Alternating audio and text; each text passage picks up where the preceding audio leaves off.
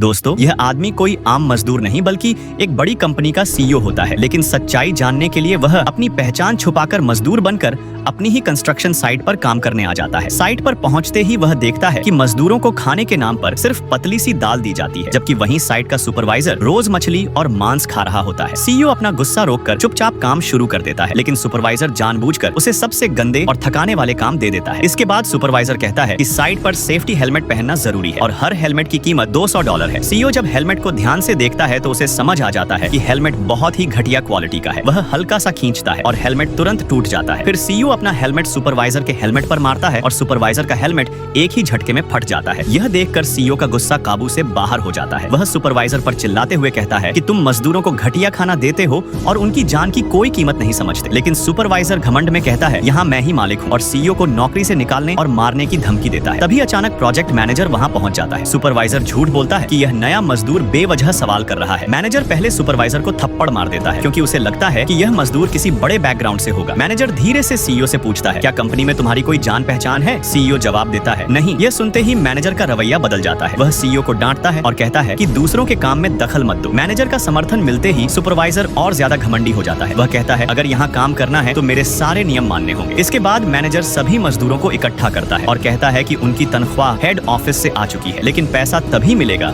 जब सभी उसकी पत्नी की दुकान से महंगी चाय का एक डिब्बा खरीदेंगे। यह सुनकर सारे मजदूर परेशान हो जाते हैं क्योंकि चाय का डिब्बा उनकी आधे साल की कमाई के बराबर होता है। एक बूढ़ा मजदूर हाथ जोड़कर कहता है कि उसका बेटा अस्पताल में भर्ती है, लेकिन गुस्से में सुपरवाइजर उसे नौकरी से निकाल देता है और उसके साथ मारपीट भी करता है। यह सब देखकर सीईओ से रहा नहीं जाता। वह तुरंत अपनी असिस्टेंट को फोन करता है और साइट पर आने को कहता है। फिर वह अपनी असली पहचान बताता है, लेकिन मैनेजर उसकी बात पर भरोसा नहीं करता और सीईओ को पिटवाने का आदेश दे देता है। तभी मैनेजर के फोन पर संदेश आता है कि हेड ऑफिस से जांच टीम आने वाली है। कुछ ही देर में सीईओ की असिस्टेंट साइट पर पहुंच जाती है। मैनेजर भव्य स्वागत की तैयारी कर चुका होता है, लेकिन असिस्टेंट का चेहरा बिल्कुल गंभीर होता है क्योंकि अब ये दोनों कंपनी की सबसे बड़ी मुसीबत बनने वाले होते हैं। Subscribe for part 2।